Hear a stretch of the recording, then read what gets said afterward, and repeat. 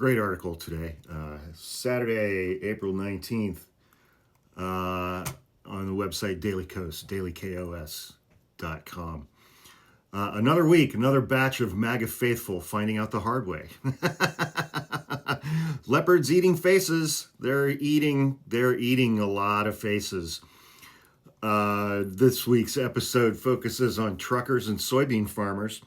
Truckers love Donald Trump. About 75% of truckers in the United States identify as Republicans and voted for Donald Trump. It's easy to imagine why. The group is mostly rural, white, and male, and tied to a job that lives and dies on the cost of fossil fuels, diesel, which can account for up to 40% of their costs. And they hate environmental mandates to electrify their fleets, electric trucks. In 2014, truck driver was the most common job title in most American states and a significant one in pretty much all of them. Truck driving is one of the largest professions that provides a path to financial security without a college degree. So, Craig Fuller, a trucking guy on Twitter, many truckers I've spoken with don't realize how quickly container volumes have collapsed, meaning containers coming from China because of Trump's tariffs. Starting in May, port freight out of the state of California will almost be eliminated. It's going to be a bloodbath and then a complete collapse of I-20 and I-40 trucking. Those are freeways going across the states. I don't know what this term blank sailings means, but in May 2020, there were 51 shipments of blank sailings, over 80 of them so far in April. So blank sailings are bad, and they're up about 70% over May of 2020.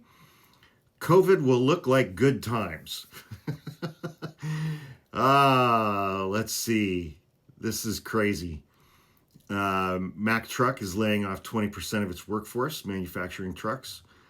Hang on.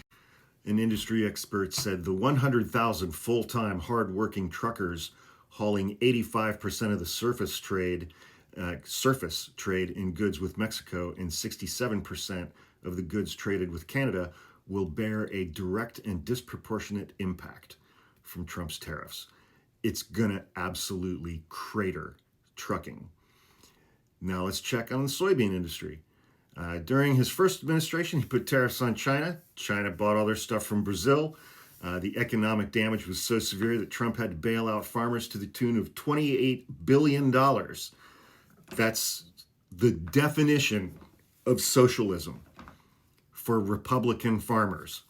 A similar number of farmers voted for Donald Trump, 75 or 80%. So after his first term, what did those farmers do? What did they do? They voted for Trump again, of course.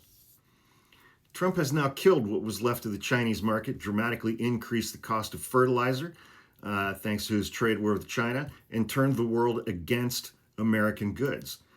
As these soy farmers are relegated to pegging columns like this one, I'm a soybean farmer who voted for Trump.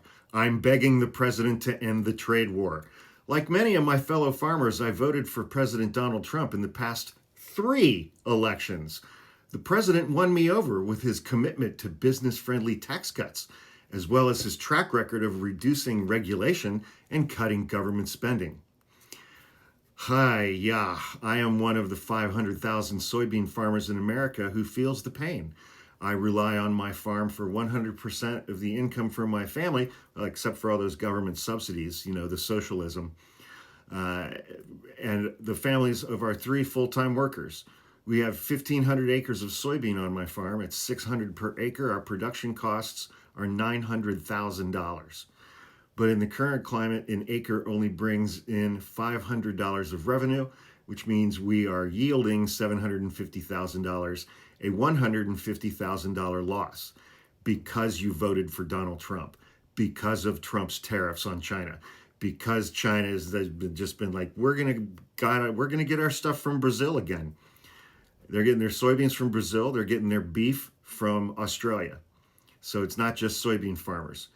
Guess who didn't have to give farmers $28 billion in bailouts?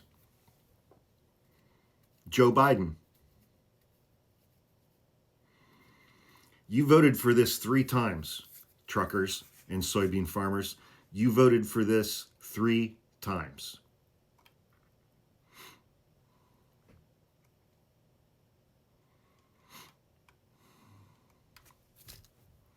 Have the day you deserve.